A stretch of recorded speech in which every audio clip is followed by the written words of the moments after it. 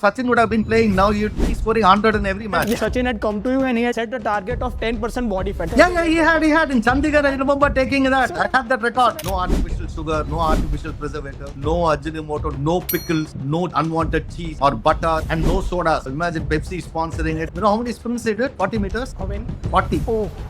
He was training smart than training hard. He exactly knew his body. He had injuries from head to toe, all the joints. How did he manage that? He defied sports scientists, pundits of sports medicine. Somebody was telling don't use a heavy bat because he had a back power issue in 1999. So all this torque and rotation, angular momentum, etc., he used a heavier bat than that and scored many centuries.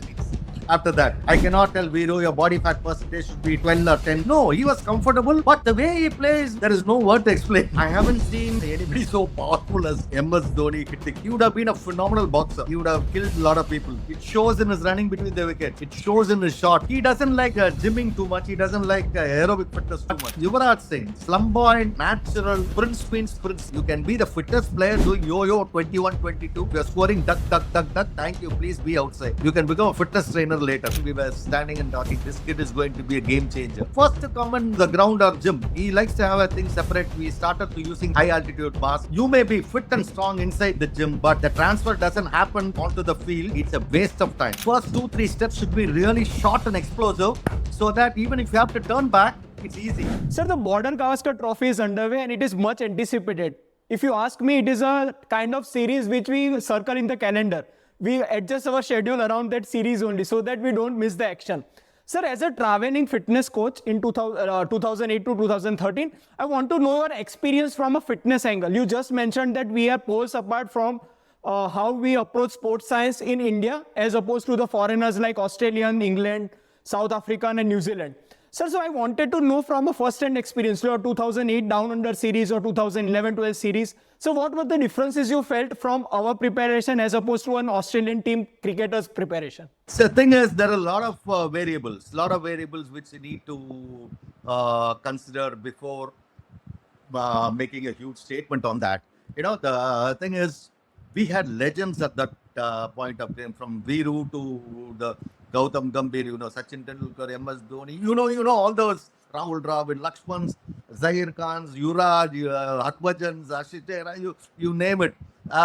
All those people, top-notch people, and the professionals were there. They were also getting into the groove, on fitness, because there is a transition which was happening at that point of time. Andrew Lepus came in, Adrian Lero came in. They started to develop these sort of protocols, and then I took it to the next level, incorporating a lot of other things into the system.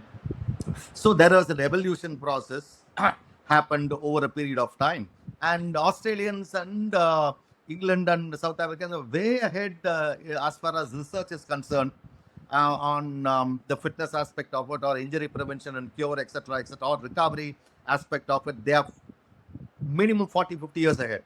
Let's not beat around the bush. 40-50, sir? Yeah. Okay. Because yes. We can talk till the cows come home, boss. Huge amount of research and data they have about their athletes, and we copy from them and try to apply. How Even can the it be? certifications are theirs. NSC. Exactly.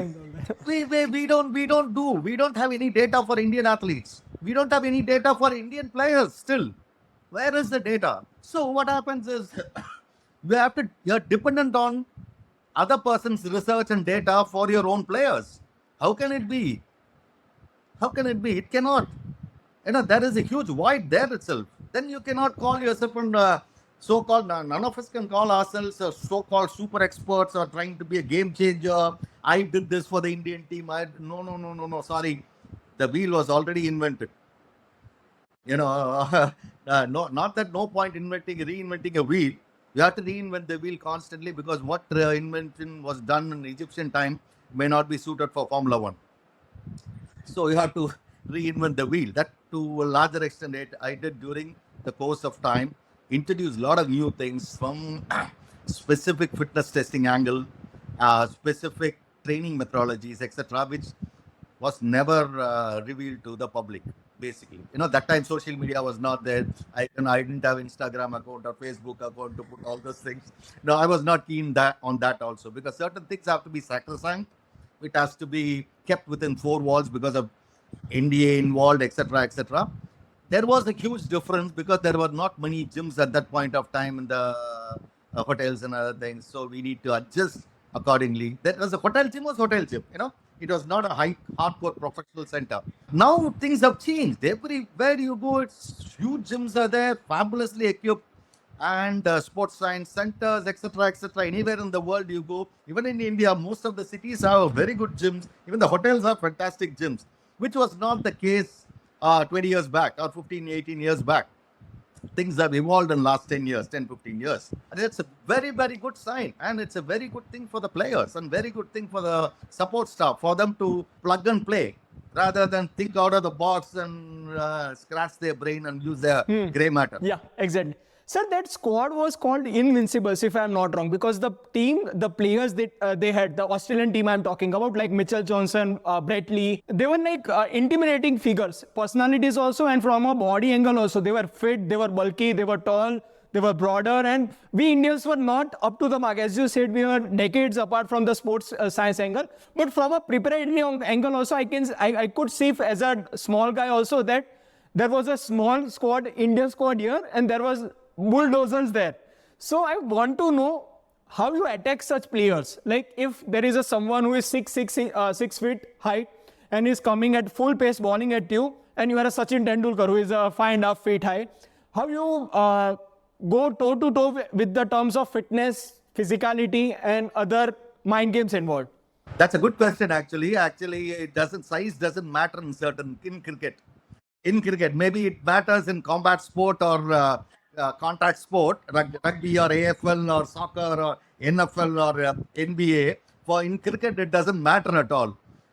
Somebody like Sachin Tendulkar, I'm a hardcore Sachinist. Same I'm here. not ashamed Same to here, say sir. that. So we are in the fan club. Hardcore. Yeah. I'm being very open and candid about it. If Sachin would have been playing now, you'd be scoring 100 in every match. Yeah. The quality of bowlers who is there. Please, let me be very, very open sir. about it. Agreed, sir. Fully And agreed. you would have scored 200 hundreds. Yeah. And imagine Viru and Gauti, all those people now. They all used to prepare themselves mentally and physically from the nets onwards. Amazing preparation. Whether it's a test match or a one-dayers or a World Cup or a Champions Trophy or a T20, you mind it, they all played all formats of the game. All of them played all formats of the game in 2010. There was only one squad. Yeah. One squad. How did they manage? They didn't have enough support. So we didn't have 2 physios or 3 physios or 2 strength, 1 strength specialist, 1 conditioning specialist, 2 massage specialists, side arm throw, etc. Nothing was there. Only 3 or 4 of us were there. How do you manage? People should understand that. It's not a question of blowing our own trumpet. It's a question of being efficient, doing what we are supposed to do to the best of our knowledge and ability. So having said that, the preparation, what the top players did was unbelievable. You have to see it to believe it. Hours together they play in the nets. They bowl. Zach and all, you take the ball, he'll bowl. They finish bowling, go to fielding and come back and bowl again. Or a Sachin for that matter, bat, then take a break, then come and bowl in the nets. Or Viru for that matter. Rahul Dravid, unbelievable. He will stick on to 100 pitch, 1.5 2 hours there. Lakshmans and Dravids and others. They go for the fast bowler, then for the spinners, etc., etc. Amazing. Their preparation is absolutely mind-blowing. Very, very professional, like a Navy SEAL. Spot on. Oh, really, it really amazes me what sort of mindset those people had facing the quality bowlers at that point of time. Every country had 2, 3 tearaway fast bowlers, apart from remarkable spinners at that point of time. How did they play? How did they manage? How did they tackle the entire situation? Wow, absolute. It's a wow factor, to be frank, looking back now. Yeah. Sir, I want to talk about the genetic advantage of foreigners as opposed to our Indian cohort, because I have seen that there is a height difference, clearly we can see. But there is also, from an athletic fitness angle, there is a disadvantage for Indians in terms of type of fibers we have, the composition we have, and also the socio-cultural diet and nutrition aspect of each and every individual from India. So I want to cover that portion, that can sports science overcome that bridge which is genetic bridge, which we say, the genetic disadvantage and the genetic advantage for Australians. Yeah, absolutely, absolutely. There are genetically, the colored people are more thicker fiber than the Caucasians, and Caucasians are more thicker fiber than the Asians. There are genetically we are different, but it doesn't matter to a larger extent when you are competing. If you are able to identify talent and groom them over a period of time, for that, sports science plays a very, very, very important role, and the support staff. Those who are involved in that. You need to have the right people at the right place rather than wrong people at the right place or right people at the wrong place. In India, to be very honest, we have right people at the wrong place and wrong people at the right place. Not that we are bereft of talent. Absolutely amazing, talented people we have. We keep telling this every Olympics or every big tournament. We have bench strength, we have bench strength. Bench is only getting stronger. So we need to groom that. We need to groom those athletes. You need a long-term athletic development plan. We cannot, you need to give them gestation period for them to grow, for them to shine. Nobody has got patience here. Sir, I want to come back to the BGT, which you mentioned that the preparation difference. I want to know what was the fitness preparation difference. You are the strength and conditioning coach. Sir, so you have seen both the sides of it, the home side as well as the away team also. So let's take an example of the famous 2008 series. We had won a Perth match, right? In that series, Perth or Sydney, if I'm not wrong. Sir, so what was the difference? It was captained by Anil Kumble, if I'm not wrong, and there was a controversial angle of Harbhajan. Also, we'll not go into that. But still, we were toe-to-toe for the first time. A subsequent of that series, we have always been intimidating as they were. But that was the first change which I observed. That was a game changer in a lot of ways. Exactly. That was a that led, actually 2008 led the team in self-belief that we can do it. The benefits were reaped by the Virat Kohlis of the world afterwards. Yeah, because 2009, 11, Virat Kohli came into the team. 11, 12, that thing. 2008 was actually a game changer because Ishant Sharma, Irfan Pathan. I wanted to cover that only because Ishant Sharma was going at Ricky Ponting at every test series. I think he had the maximum. Amazing bowler. And amazing that was the bowler. first time when Indian had the confidence that we can go toe-to-toe with the pace, like 150 kilometers per hour pace, and we can just get them out in the slip cordon, which was really like a dream for an Indian traveling team. No, absolutely, absolutely. And the team, I think Monkey Gate made everybody come closer and fight it. And aggression is not only for Australians, boss. It doesn't mean we had a controlled aggression. If you sledge Sachin Tendulkar, Rahul Dravid, if somebody sledges, thank you. You will lose 2 to 3 inches of your height.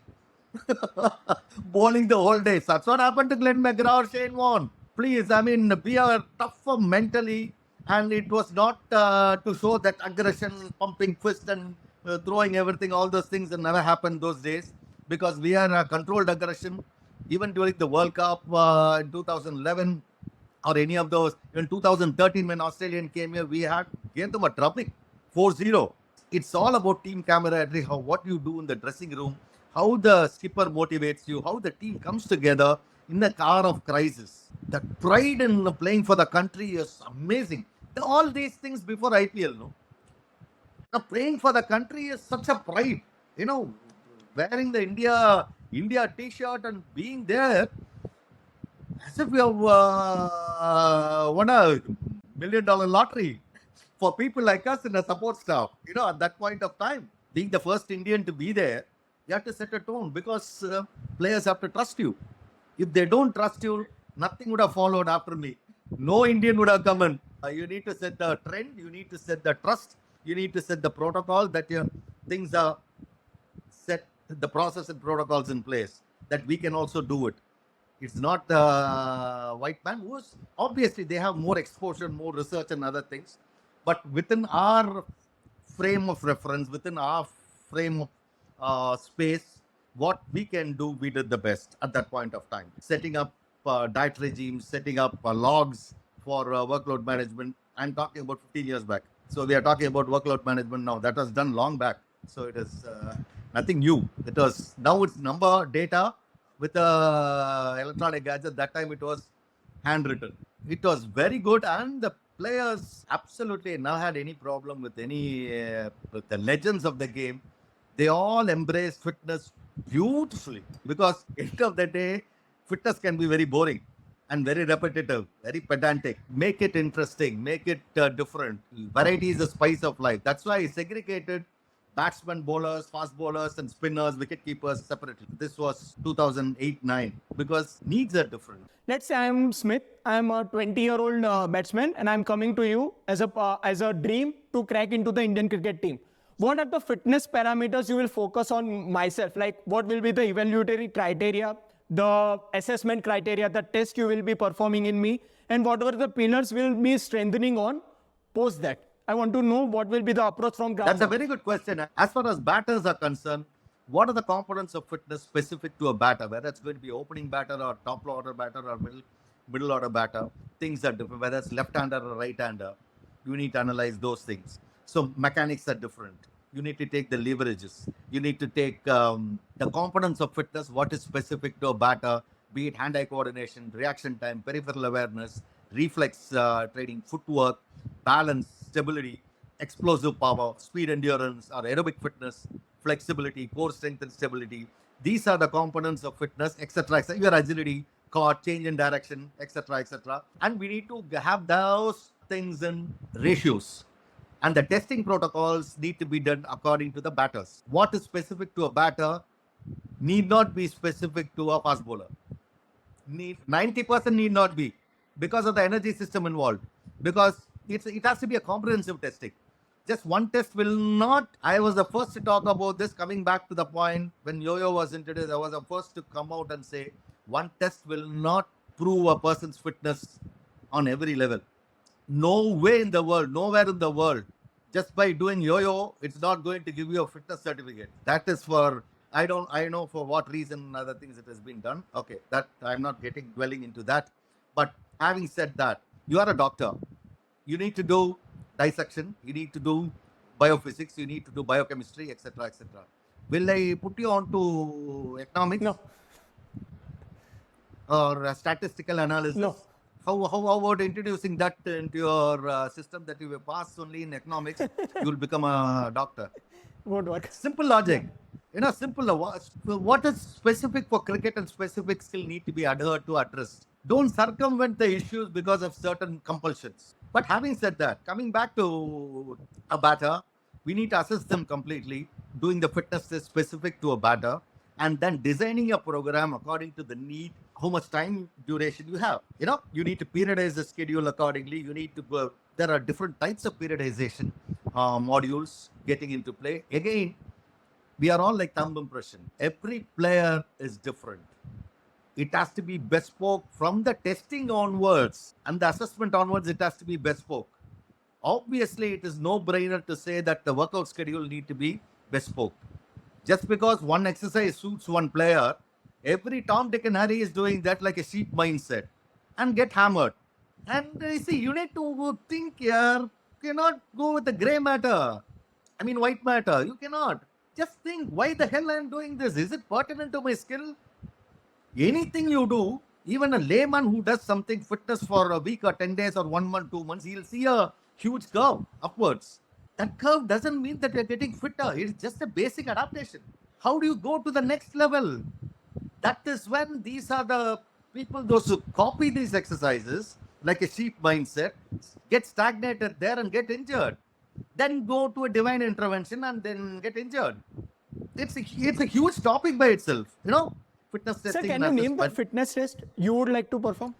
We have some hardcore gadgets to assess your hand-eye coordination, peripheral awareness, reaction time, your decision-making abilities under serious stress situation, your ability to react under unstable equilibrium. There are tests for that. End of the day, if you close your eyes, no sport is played. However fit you are, if you're not able to react to an impulse, what is given, if you're not able to react within the time frame, thank you. You can be the fittest player doing yo-yo 21, 22. If you're scoring duck, thank you. Please be outside. You can become a fitness trainer later. You need to train smart. It's not a question of training hard. For example, I would do these tests. I would do runner 3. I would do a 10 meters, 20 meters explosive pace. I would do shuttle runs. 5, 10, 15, 20 meter change of directions. I would do a balance test. I would do a stability test. I would do a speed endurance test. I would do a 2K threshold test, 2 to 2.4K. I won't embark on 5 kilometers. That is pertinent to fast bowlers. I would do specific threshold zone training methodologies where you are going to train and we are going to test. It has to be proportional. What you're training and what you're testing and training has to be proportional to the output. Otherwise, I'll be training for aerobic fitness yo-yo 1920 and he'll be hammering here, getting hammered here. Horses for the courses, people say. I mean, what horses for which horse for which course? I would give another analogy. It's like a jungle lion and a zoo lion. The guys, those who are looking very nice and happy campers are all zoo lions. Well fed, hardcore. Jungle lion is mean and mean machine. They don't know when the next food is coming. I would say the era of Sachins and Dravits and Lakshmans and Virus and Zaks, etc. are all jungle lions. Seriously. If they will ask you a question on every session, they want to know why the hell I have to do this exercise, which I have been doing for all these years, which I have seen benefit. Why do you want to change it? What are the benefits I'm going to get the moment you change it? Every exercise, it's not a joke. I'm revealing for the first time. Every player, especially strength sessions, because nobody is injured. You see any fitness related injuries, then you take not much, not many hamstring or lower back injuries. You see, or repetitive injuries. You just see the record. So everybody wants to know. For example, somebody, Adrian Dero or Gregory King before me, or Andrew Leapers or John Bloss had given them schedule. Why should I change? What does it fun do? You're giving a change. How is going to benefit? I need to have scientific explanation, logical explanation, at the same time, progression. How do you progress from there? I need to explain. They ask, if they are not, they'll tell you straight on your face. I don't think it's going to work for me. I'll stick on to my old schedule. And those players, they are not clannish because they are recommended by somebody or somebody tells me somebody. No. They will ask you questions. You need to answer them. It's your duty for a player to understand their physicality, what is required. A batter, again, as I told you earlier, then it goes into very, very specialized functional training methodologies. Function training is not that it has to be mimicking the skill. Then it becomes overload. It is something completely different. You got the wrong end of the stick regarding functional training. And there are various types of training methodologies have come in now, incorporating those methodologies into the system to see a benefit for particular player. Not all players will have the same exercise. If they are going to do that, it's an appetite for destruction. It has to be completely bespoke from the testing to the methodology of training, periodized scheduling over a period of time, depending on the skill set. Some are T20 players, some are one day, some are test players. And how do you integrate all these components? It's more of an art than science. Sir, I want to talk about the Virat Kohli effect. In the year of 2012 to 2013, there was a fitness transformation done by Virat, and it was radical fitness transformation. Now, he had inculcated a lot of Olympic weightlifting and strength training protocols, which was a start of a new era, as opposed to the benchmark he had set for the other teammates also. A lot of colleagues were inspired also, and they had taken, as you mentioned, blindly, they had taken the protocol of Olympic weightlifting. Sir, I want to know, what was the criticism you were talking about when we were on call yesterday also? And also, what do you think about the over-indexation of one kind of training only for now also, and when you were at the time you were the fitness coach also? No, Virat Kohli's transformation was absolutely brilliant because in 2012, the transformation started in Sri Lanka during our tour when we wanted to plan for Champions Trophy 2013. That thing was called the shift. Duncan Fletcher, we all sat down and discussed and how to go about it. We need to have a 1-year plan. That's when we assembled here in Chennai after IPL, and we found to our horror everybody had put on weight. And with 2 months of IPL, eating and wrong timing and etc. That's the time a lot of things changed. Virat was very, very keen to change. He cut down on a lot of things. And I remember doing the testing in 2012, Dambula, one of those grounds. And he, Aju and Gauti came on top of the line. We did a couple of tests, Virat, Gauti and Ajit Karahane and Umesh Yadav.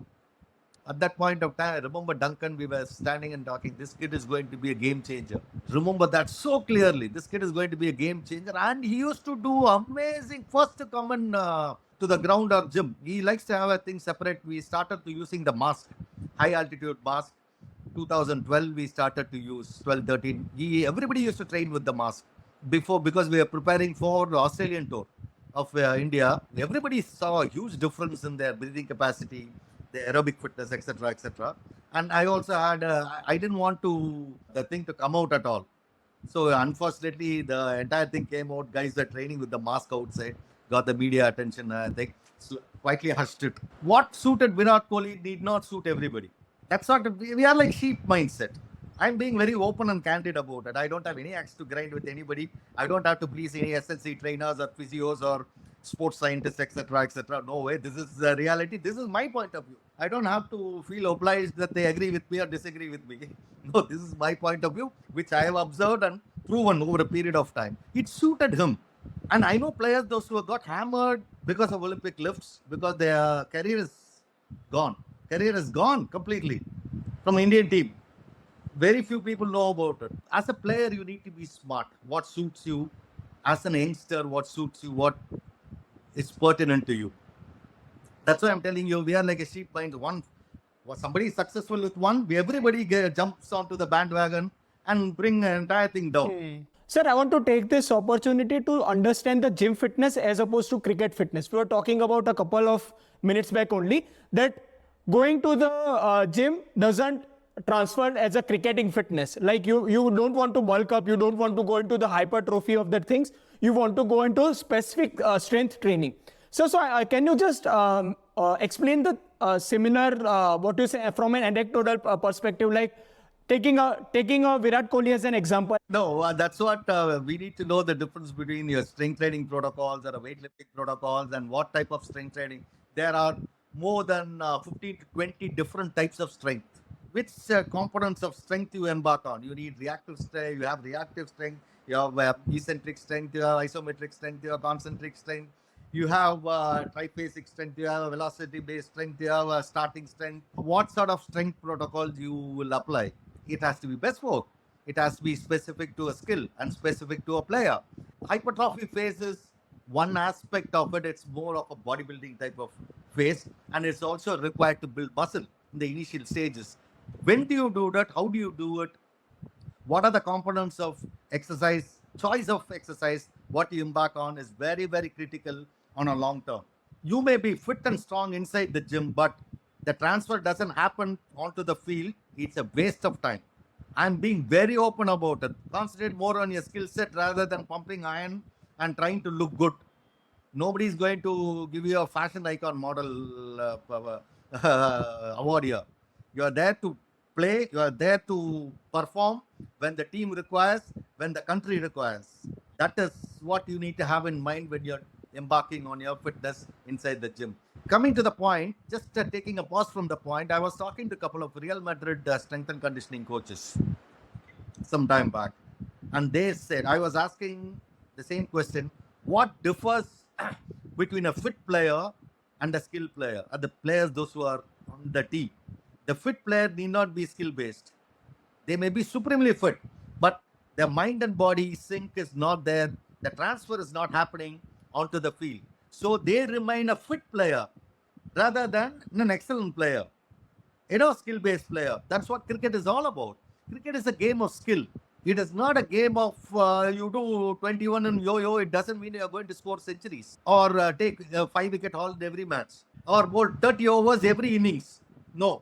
So you need to be smart. You need to be, the transfer has to happen off field to on field. The transfer from theory to practice, that's where lies success.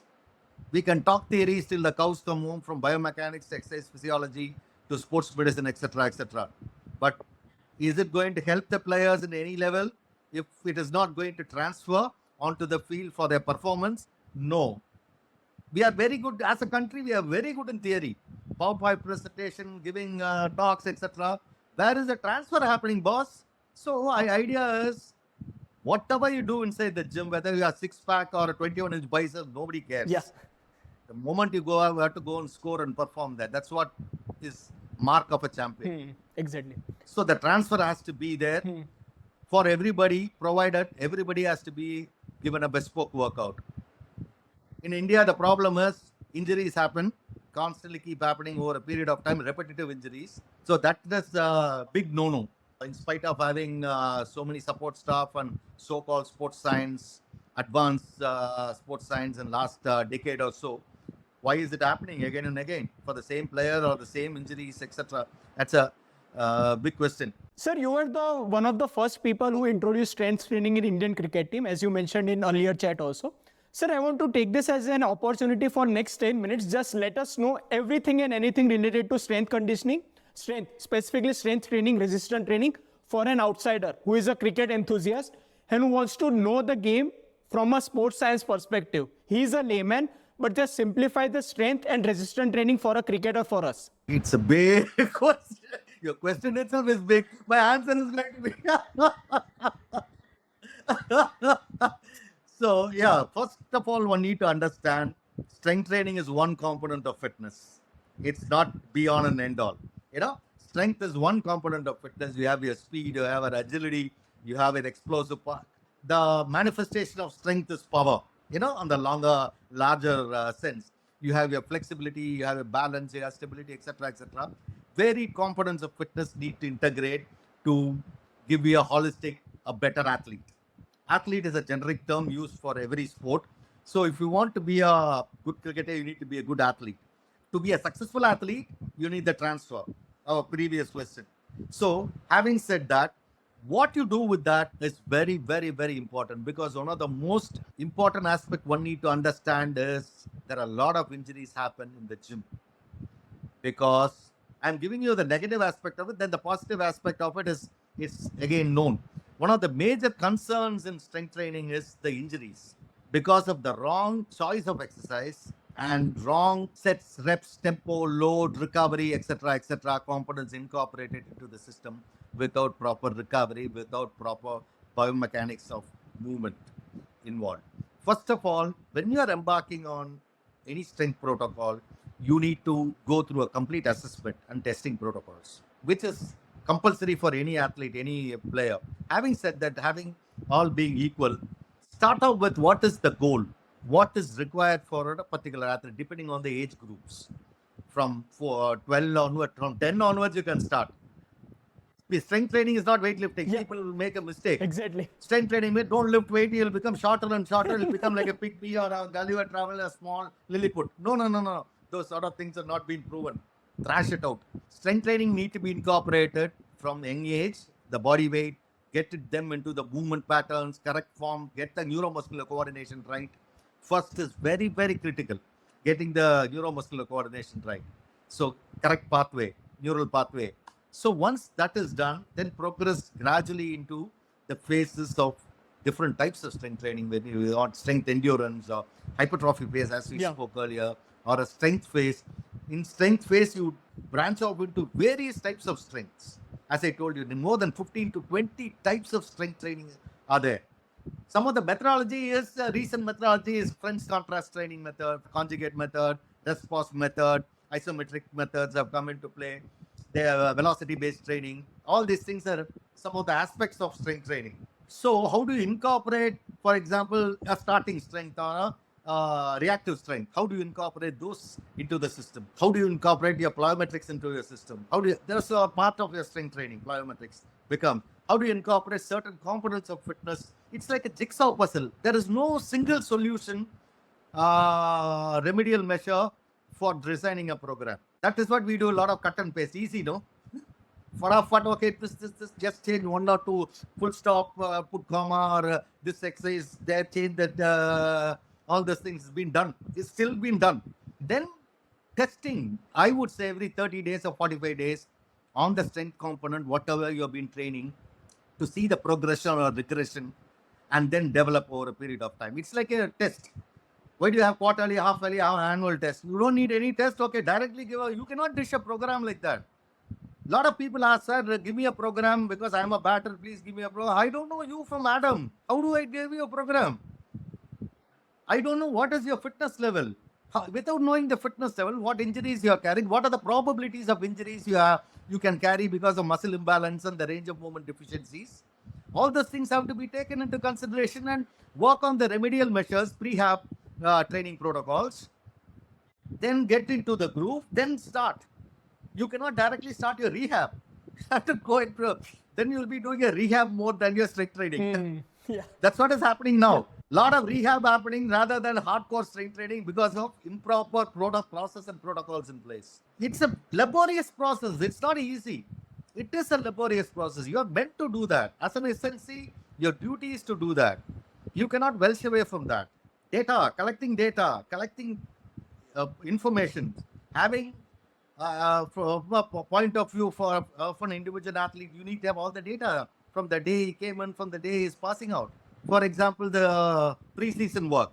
Try to taper the workload down, get into maintenance. By the time you should have developed all components of fitness, as far as strength training is one component of fitness. Also, as far as strength or power is concerned, you should have addressed those before the season, not during the season.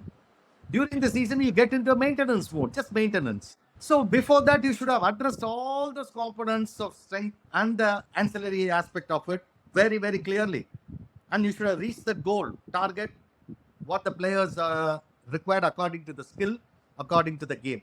Sir, can you just mention what are the strength requirements for the 5 positions which you mentioned, like bowler, fast bowler, spinner, power hitting batsman, or defending batsman, opening batsman, or tail ender? What is the difference between the strength training protocol? Just from a layman perspective, I just want to know. So there are quite a few. Again, it depends on the season. Again, it depends on the format. It's easier, I can dish out your speed strength, your strength to power conversions, your reactive strength, your isometric strength, your eccentric strength, your concentric strength, variable speed strength. One component of strength alone is not enough. Fast bowlers, you need reactive strength, is a no-brainer. Posterior chain, you need reactive strength. What is a fast bowling? Dissect the bowling into various movement patterns. Back foot propulsion, run up, take off, back foot landing, loading, front foot landing, delivery, and follow through. At the point of loading, you need to have a solid the more isometric strength you have, better for you to load. The more reactive strength you have, the back foot landing and takeoff becomes easier, quicker. Hip rotation, shoulder rotation, rotational angle, and better eccentric strength for stabilization, better speed strength for better arm rotation. Again, I'm telling you, it's more of an art than science. There is no book in the world will tell you this is the best workout for a fast bowler. This is the best workout because Brett Lee has done it, or Glenn McGrath has done it, or Alan Donald has done it, Mitchell Johnson has. Sorry, you cannot. If somebody is going to giving you a con job, just because somebody has done Olympic lift, it doesn't make them the greatest athlete in the world. Or they do 120 kilos of deadlifts or 200 kilos. I know fast bowlers those who have done 180, 200 kilos of deadlift. Where are they now? I know people those who are currently doing it.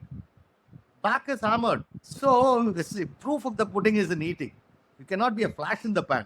It has to be a consistent over. As an SNC, you need to be consistent over a period of time, for a decade. So what about the core strengths? Do you think that is the only common variable across all this thing? You told that one size doesn't fit all, but do you think there is one variable which is the core strength for today's cricketing needs, like power hitting, athletic fielding, pace bowling?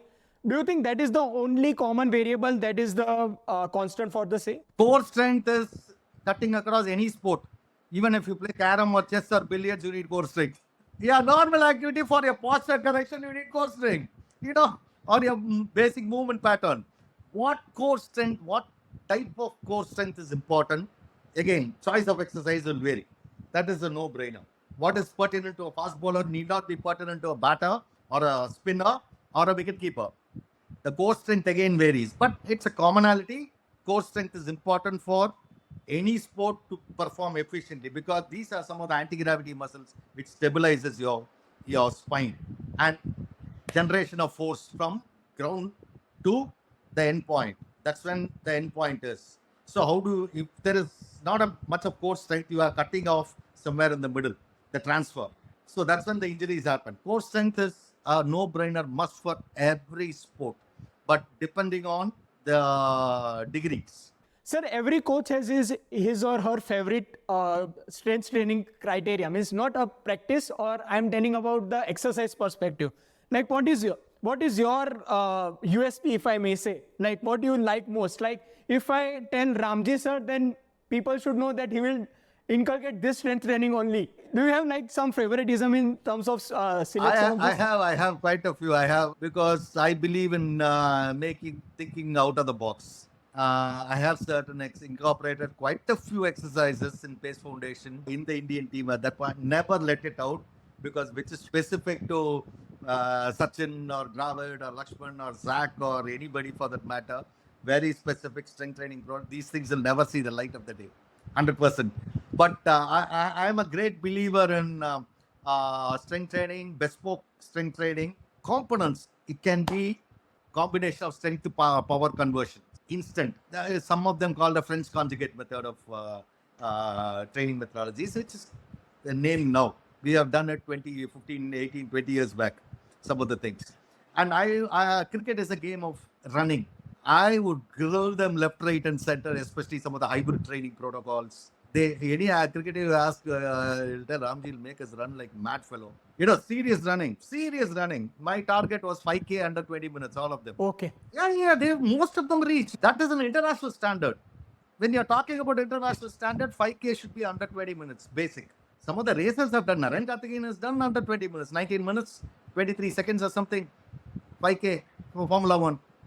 Yeah, quite a few. Sadat Kamal has done. And strength training, of course, I always think I don't go by a conventional methodology. If I would have had a social media now, put those things, it would have been really maverick training methodologies. If somebody is trying to do that, they will break their back. It's very bespoke according to the player, according to the skill. And I do the combination of a lot of conditioning, a lot of strength, a lot of explosive workout when it's required accordingly.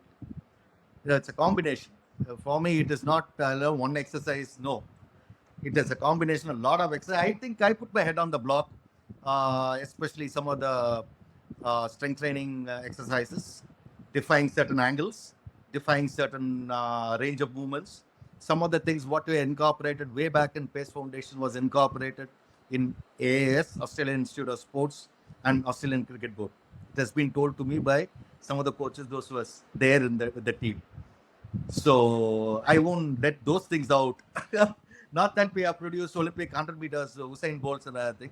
This is pertinent to cricket, which you are talking about. Some of the stability and balance work, which we put L. Balaji on to when he had a stress fracture, when he was getting out from the stress fracture. First Indian fast bowler to get a lower back stress fracture. Okay, right. So he came and he revived, he came back to the Indian side. With amazing level of commitment and knowledge about things. Some of the things what we incorporated to Elbana out of the box, which later became the norm for fast bowlers to develop stability, dynamic stability and static stability when they are landing and they are at the point of delivery. I will stop with that. I won't go beyond that. Sir, you were a sprinter, if I'm not wrong. You were in your younger days. You were a gold medalist in sprinter. Also, I just done I gave Carl Lewis run for money. Yeah, sir. So I want to know speed, agility, and quickness angle of cricket, because over the years we have seen that there is a lot of importance in the running between the wickets, thanks to MS Dhoni and Virat Kohli. Oh, yeah. They run like anything. Sachin was also one of a kind, if I may say so. Sachin, Gauti, yeah, Sachin, Gautam, Virat, MS Dhoni. Oh, top of the my top God. notch. Yeah. What kind of fitness is required? What kind of training is required? Because speed is a form of topmost fitness. Because in any sport, if you are a speedy, if you are a more responding to a change of direction, which we call agility, and if you are more quicker than the counterpart, then you are top of the top elite athlete. Sir, so I want to know what speed training criteria you follow from a cricketing angle. Yeah, good question. Actually, speed is one important component of fitness, especially for the batters. And people, those who are staying in close circle. In a 30-yard circle, especially covers, point, even in the mid-wicket area, deep mid-wicket, third man, they need to sprint a lot to chase the ball, or mid-on, mid-off, etc. I specialized on fielding fitness, which incorporates your speed, agility, quickness in one with the kinesthetic awareness of a three ball, cutting angles, which introduced during World Cup. Because speed by itself is not going to be of any use if it is not going to be integrated with the skill. Exactly. No point running 20 meters under 2 seconds. We are going to just sprint and go to the pavilion. You have to change the Turn and direction. You have come to back. throw the ball also. Exactly. So you need to be very functional, very specific. When you need to accelerate, when you need to decelerate, when you need to change, how you need to be maintaining the low center of gravity, what are the braking muscles need to be trained, what are the muscles which need to be acceleration need to be trained, what are the muscles which are stabilizer need to be trained. It goes into that level of specificity. And also your stride frequency, all those things matter quite a lot in developing speed. Whether it can be assisted running or a resisted running, it again helps you in developing speed. The lowest amount of contact onto the ground is to be really quick. The faster you are, the more time you spend on air. And how you use the ground reaction force to propel yourself forward is very, very important, provided you have adequate strength for that. So make that connect one to another, how it is going to help. So speed by itself is specific. Cricket, maybe the players, when they are fielding, your sprinting is very, very important to chase a ball and cut a four, even one run can make a massive difference. And your agility, reaction time, the awareness, cutting the angle, very important. Anticipation again, also, that gives the mind. Anticipation. Yeah. Exactly. That comes with your reflex, Yeah. no? It is like programming. Again, it is training. Programming of the subconscious mind. You have to take the reflex. And Exactly. It becomes part of Yeah. that's what your neuromuscular coordination is. And I think built. Yuvraj and Raina were the top of the top with respect to the same. Oh, Yuvraj was phenomenal, man. Kaif. Kef, yeah. Unbelievable. Raina was one of the best fielders I've Yeah. seen. Jadeja. Yeah. Jadeja doesn't do any gym. Yeah. He is a fit boy who loves running. No, he doesn't. When I called him to the gym way back in Hambantota, I remember that very clearly in Sri Lanka. Anna, I don't want to do gym, Anna, I'll get stiff. I said, no, just I'll give you 4 kilos, not more than that. Just do that specific to your bowling, especially part of the prehab work. Lower body, I'm okay, upper body, no. See, he has this mindset. I cannot tell that you have to do my way or highway. Otherwise, I would have taken a highway from Sri Lanka to India through Park Strait and still be walking now. There are different strokes for different folks.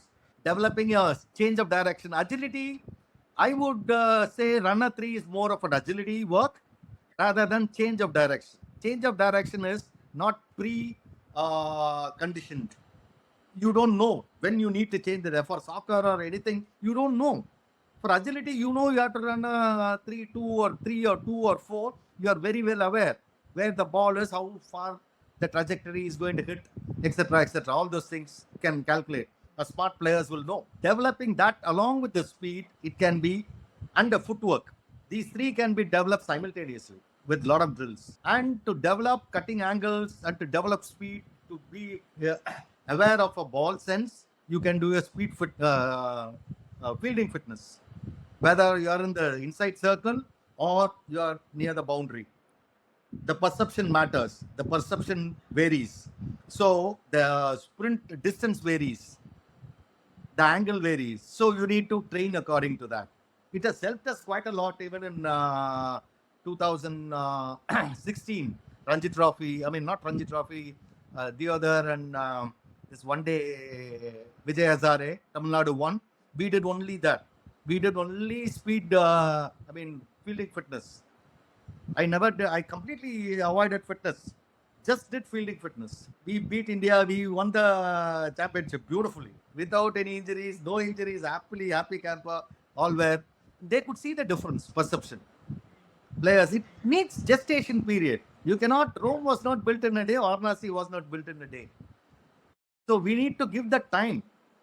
Because somebody is giving you instant noodles and telling you this is a Michelin star dish. That means you are being conned. Yeah, exactly. Sir, can you just mention what you have to do for improving the running between the wickets kind of fitness? Like there are a lot of people who are good batters, but they are poor runners in between the wicket. Sir, so what is the key to stealing the runs?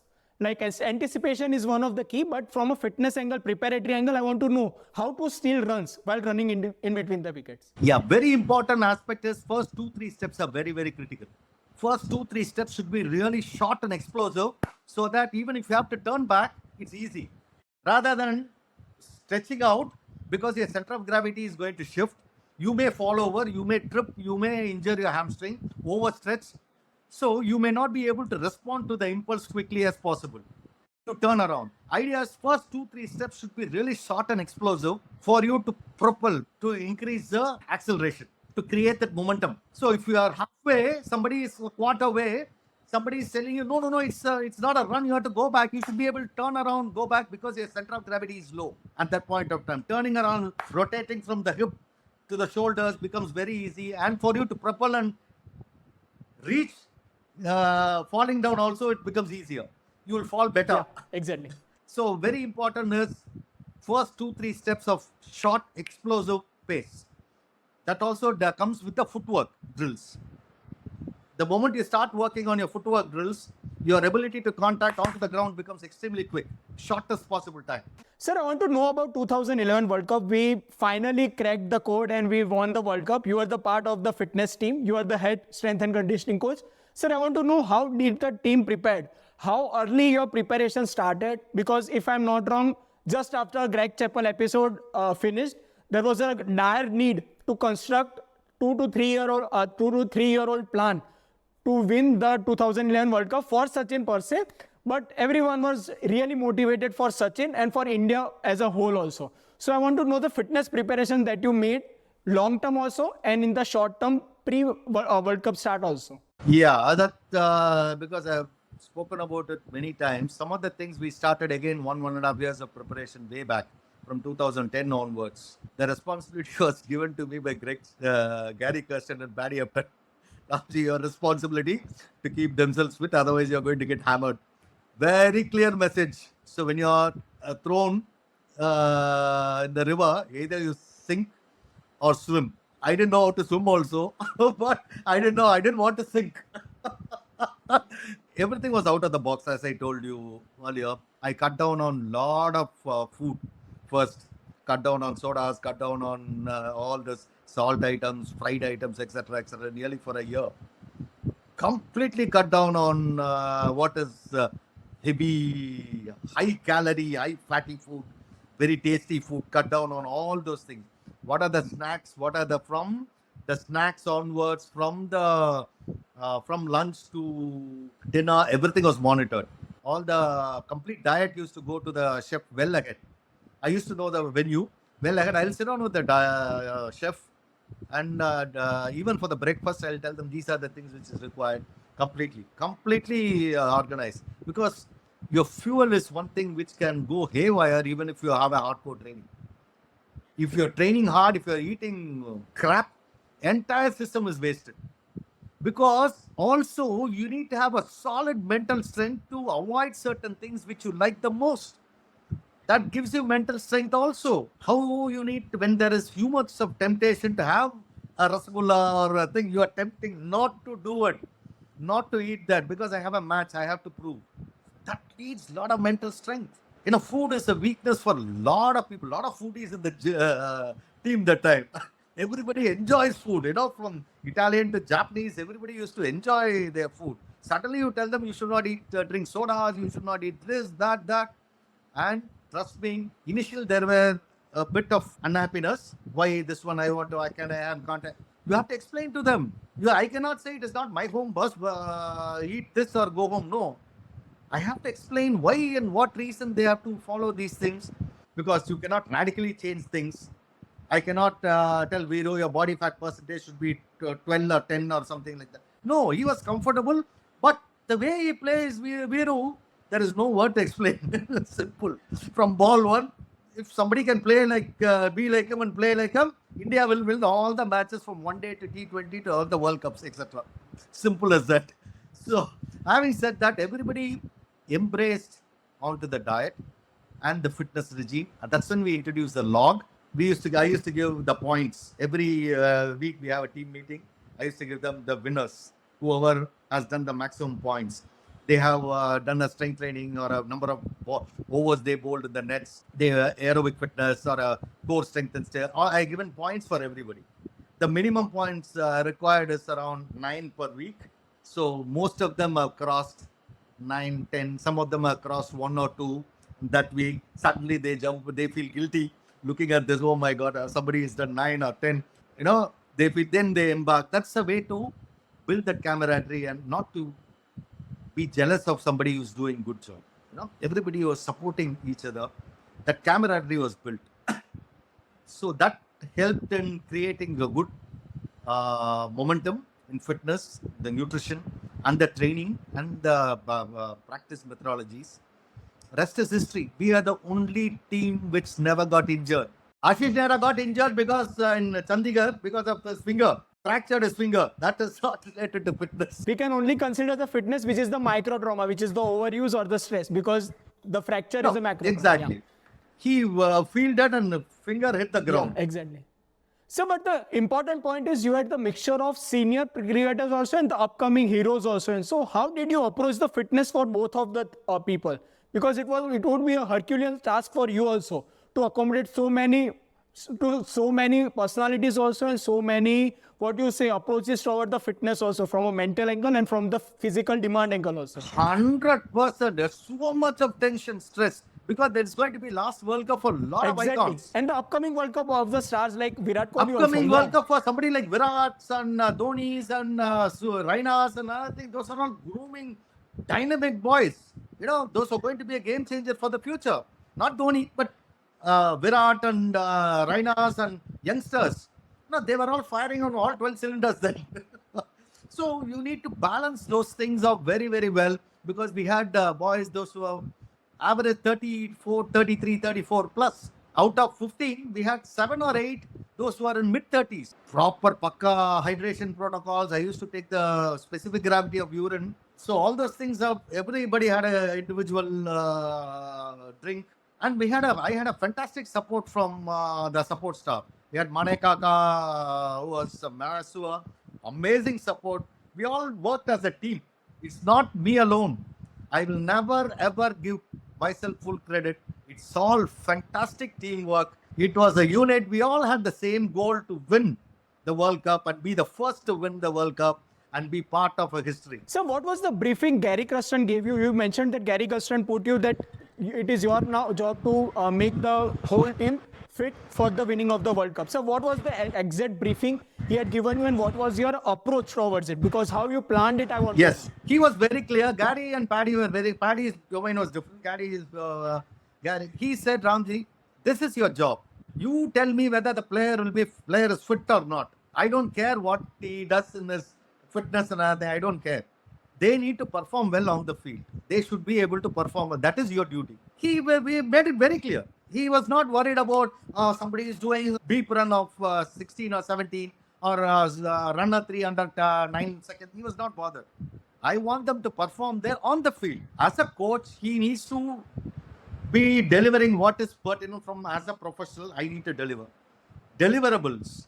I don't need to sit down and talk about jargons and technicality of sports science, etc., etc. He's not bothered. He wanted result, which he got, and he gave me total freedom. I had total freedom. What was the injury prevention protocol you mentioned? Because you told that there was no overuse injuries or no fitness-related injuries. Did he brief about the same or did you inculcate that? No. That was in my domain. I used to coordinate with the massage therapist. I used to coordinate with Nitin, was a physio, and we had Amit, we had Mane Kaka. We had only 3 or 4 of us there. Again, I'm telling you, it's more of an art than science. Every every day is different. Every session is different. We need to understand that. Your biorhythm is different every day. So how do you address it? I need to know that, for example, somebody is walking in today to the gym. His mindset, his body language, everything I need to understand. His physiological aspect of it, whether he is willing to push on that particular day or take it easy or just maintain or just let him go on that particular day. All those things I need to decide at that point of time. I cannot say, no, today is your strength day, today is your explosive work day, you have to do this. They will do once. That's what again I'm telling you, the very thin line between willpower and foolishness for the from our point of view, or pushing the player to the brink of injury for me to tick the box. Oh, he's a slave driver, man. He's ticking all the box. For next 2 years, we'll give him contract. Yeah, you will get your contract, but the players will lose out on contract, no? Similarly, the preparation for Champions Trophy again. 2013, right? 13. Yeah. That was the last revolutionary series also from a fitness. That was the fittest team Dhoni said. Fielding team, the best fit fielding team in the world. Unbelievable fitness. You had phenomenal, man. I really thoroughly enjoyed the Champions Trophy. After 2011, we got hammered in Australia. Yeah. We got hammered in England. We got hammered in Australia. Sir, it was a transition of era also, because there was a transition of era. And see, we didn't have enough time also, boss. We didn't have time to relish the World Cup victory. Immediately after that, IPL came in. Immediately 2 days, 1 day later, we went to West Indies. From West Indies directly to England. From England directly to come here and do again West Indies 1 day. Then we had to go to Australia immediately. Champions Trophy in between. Champions League in between. So no time to recover and relax. In spite of that, players played all format. How was it possible? What is the mantra? Please dissect, please decipher those things. If somebody is keen to do it, please decipher.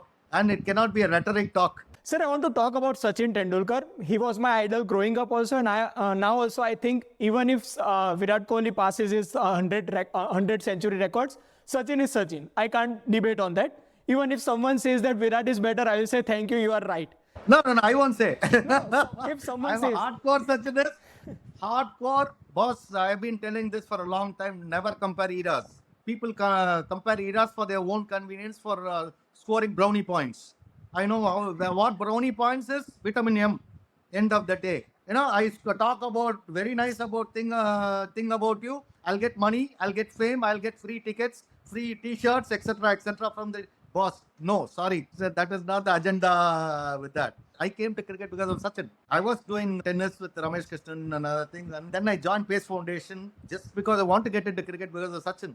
Career was due to Sachin only, because 100%. I never imagined that he'll come to me in 2006 for a shoulder injury and other things. And he could have chosen anybody in the world. Why did he choose to come to Chennai? Exactly not Monte Carlo. It was meant to be. It was meant to be. Divine intervention, meant to be. And Chennai is exactly not Monte Carlo.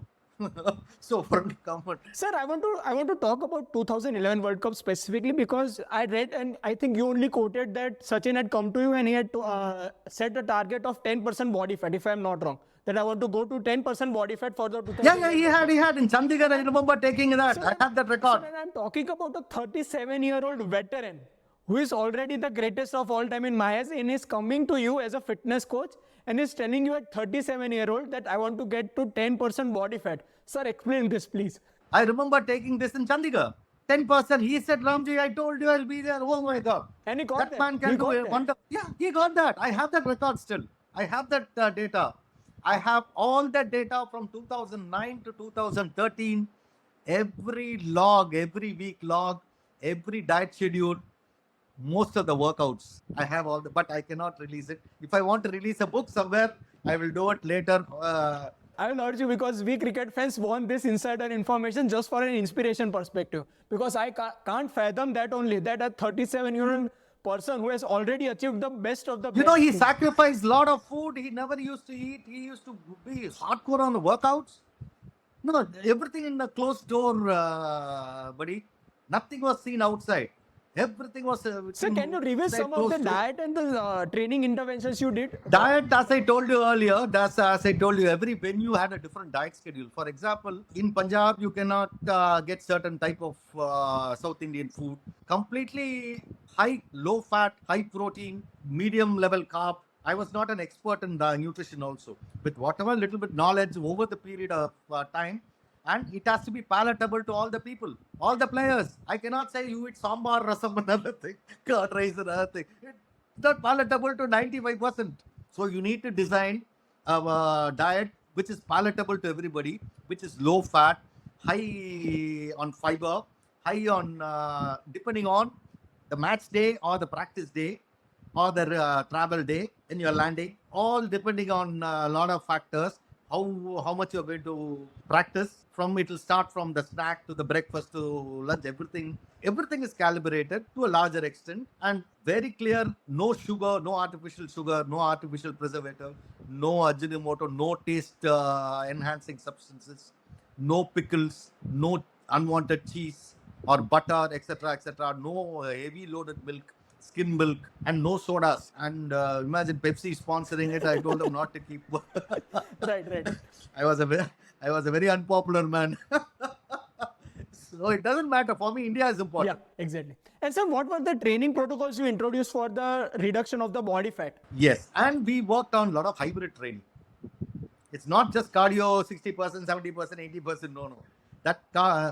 I introduced a lot of this hybrid component of fitness, combining maintaining your. Now it's called high intensity. That time I call it hybrid because incorporating your aerobic fitness and your strength training, maintaining certain heart rate through the range with certain level of lactic training, certain level of threshold training, certain level of into the high-end aerobic zone. So these four components I used to mix and match choice of exercise, how the duration of things. Sometimes we don't have time. They have only 15-20 minutes. They need to get the entire workout done. So how do you do that? I cannot go an elaborate schedule. Come on, boys, from warm up onwards. No, I had to manage 15 players. So I used to segregate into groups. Fast bowlers separate, batters separate, and some of them, Sachin wants individual attention, Virat individual attention, and Viru, Gauti individual attention. So you have to give individual attention, spend half an hour, 45 minutes. Imagine the time span. Sometimes I used to be there in the gym till 9:30, 10 o'clock in the night. I have to be there. It's my job. Simple. I cannot crib about it. I am there for the players. I should be there for the players. I cannot say, boss, my time is up. No. I have to go and eat dinner. Please go eat dinner and go back home. Simple. I am there. I am contracted to be with the players and help the players. I used to get calls around 8:30. Sometimes I used to eat and relax. I think they say, Ramji, can we hit the gym? Can we go? Tomorrow I may not be able to do. Okay, well, why not? I'm so happy that they are voluntarily coming, and senior players voluntarily coming and asking me, let's go to the gym. What else I need here? So what kind of things he specifically was focusing on? Because if I'm not wrong, he used the heaviest kind of bat also. I want to understand that what was his edge, which was uncomparable to anyone, because he was using a 3.5 kilo bat at a point also. He had a tennis elbow. He was very, very specific on his fitness regime. He kept things very simple, from the lunges to the Bulgarians, to the squat, to the shoulder press, to the chest press, to modification, the angles, but he kept it very, very simple. He kept it very simple, but he wants to know why the hell I have to change the angle. Why should I change the angle from pronated to supinated to neutral grip in one set, and the next set it has to be different, the next set it has to be different. What is the fun to be in that? How is going to help me in my batting or help me in my running between the wickets? I remember Sachin and me in Calcutta, he wanted to do some sprints. You know how many sprints he did? 40 meters? How many? 40. Oh. Viru joined later. Viru was batting. He said, I am also joining Ram. So Viru, I ran along with him. I got hammered. 40 sprints. 20, break 20. 40 sprints, I remember. I have it in my record in Calcutta with pad. Man is different ball game, boss. He is born for cricket. I call him Jedi of world cricket, master of the universe. Rest can all wait. Rest all can wait. Period. I'm being very, very biased towards SRT in every level. It's okay. He has proven he doesn't need to prove anybody any shit. He has proven everything, and the quality of bowlers and the pitches and the type of balls he played, he would be in 200 hundreds now. He could have played now. Yeah, I'm making a radical statement. Okay, fine. Let them refuse. Let them just dwell into statistics and come out of X, Y, and Z. It's okay, perfectly okay. I'm fine. What were from a fitness angle, what were his weaknesses also? I want a SWOT analysis of Sachin Tendulkar, because there was a lot of limitations from an athletic angle also. So how did you overcome that also? Because there was a aging factor also. That's what he was training smart than training hard. He exactly knew his body. He had injuries from head to toe, all the joints, 9 joints, he had injuries. How did he manage that? He had injury in his foot, which he couldn't keep his foot down. He had to wear orthotics. He has to wear a brace on his big toe. There was a fracture. With that, he was playing boss. I think he got hit by Actually, Saurabh or a couple somebody. of days back, Saurav Ganguly had resurfaced a video of his. He told that Shoaib Akhtar had hit him in the rib. Sachin Tendulkar stayed on the ground. He completed the match, won the match. He went to the Australia Down Under also series, the famous 2008-2009 series we just discussed few minutes back. And he outperformed everyone in terms of runs also. Sachin is Sachin boss. Let's not. He is in a different pedestal altogether. Let's not Sachin and then rest of the world cricket. I am being very biased. No way anybody can be compared to SRT, the Jedi of world cricket. Period. I'm period. Whatever he does was something new. He defied sports scientists. He defied pundits of sports medicine. Somebody was telling don't use a heavy bat because of he had a back power issue in 1999. Yes, all this torque and rotation, angular momentum, etc. He used a heavier bat than that and scored many centuries after that. And apart from that, in 2006 when he came in to Chennai, he had a shoulder injury. And tennis elbow was also on the same. Tennis elbow much earlier. Shoulder injury, and we were part of his team. Andrew and me were part of the team. At that point of time, he was there for a week.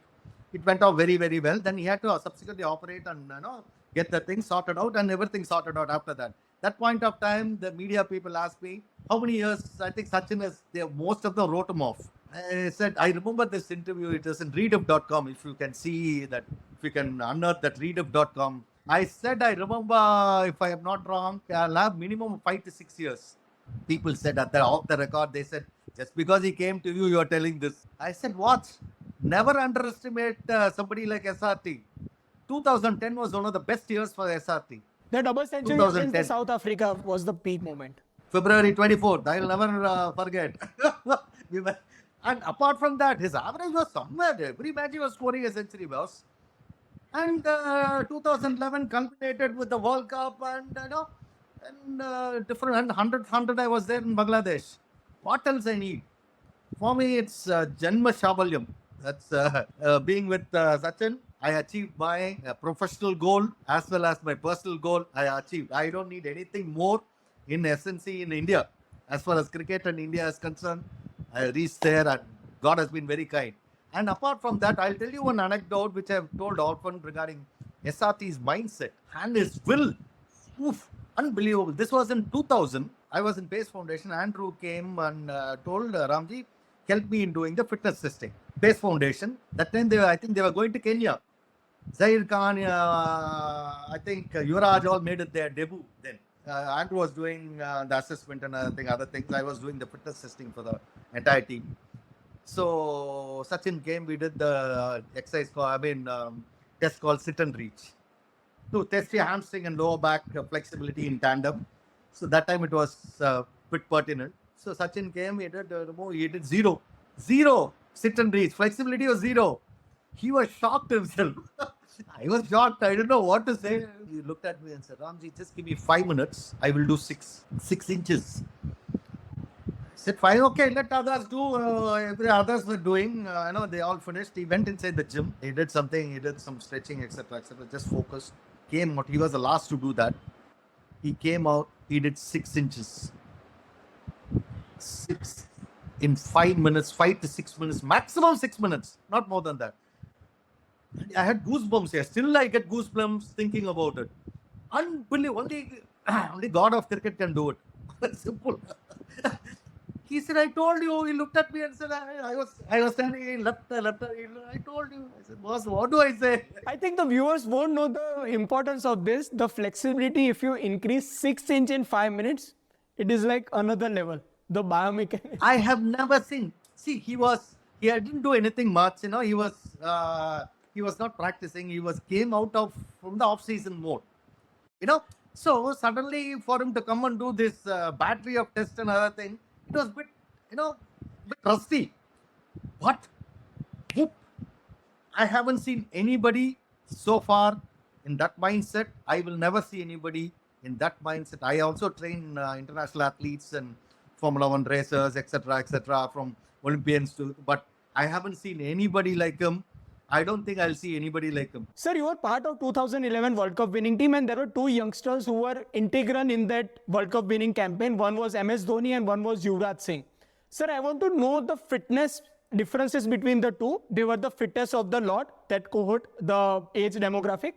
Sir, can you just mention what were the fitness training difference between these two? And we'll go into the specifics if you want. MS Dhoni is a natural. I haven't seen anybody so powerful as MS Dhoni hitting.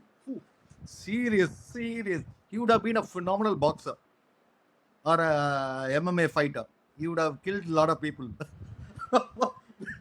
With the power what he can generate. It shows in his running between the wickets. It shows in his shots. He doesn't like gymming too much. He doesn't like aerobic fitness too much.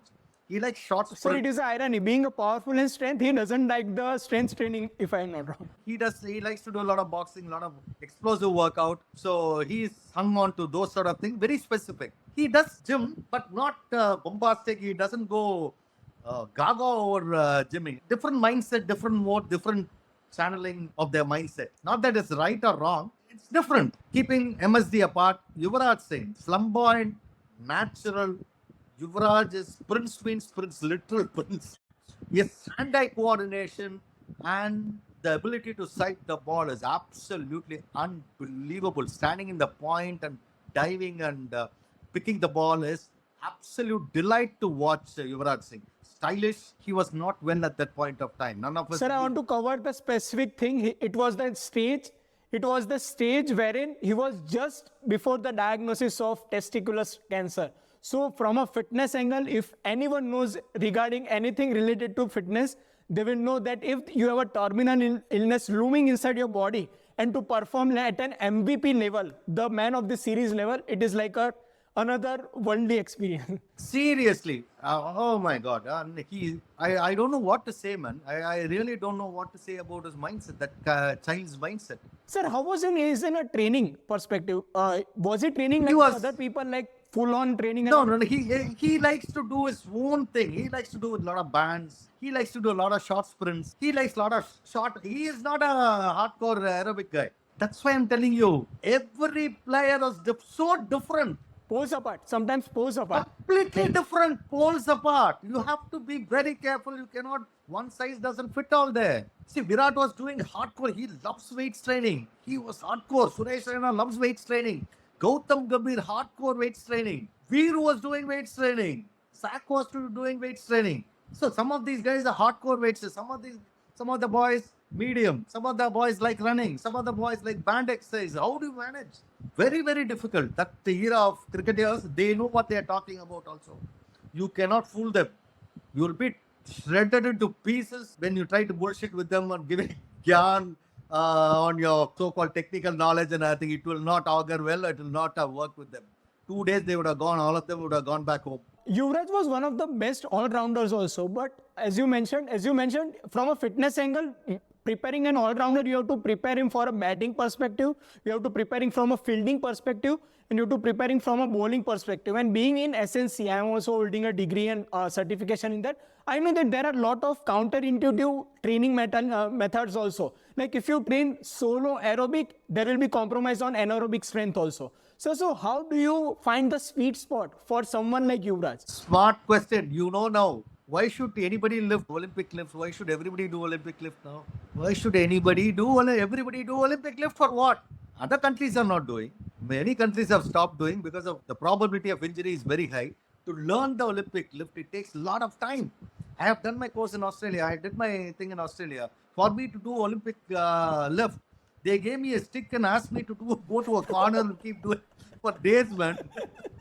Seriously, I was not getting it right. Not that I was Einstein of fitness or anything like that. Not that I was that also. For you to get into the groove, the rollovers, the pulls, the push, it takes time. With the stick, double stick, with Adelaide Crows, the AFL team, these guys are massive, man. I was like a pygmy there, small Lilliput there. So as it is, I'm very tall. On top of that, these guys are giants, and they gave me a double stick and to this. I felt very bad and ashamed. But what else to do? We have to learn. So it was a learning curve, which I learned that that's okay.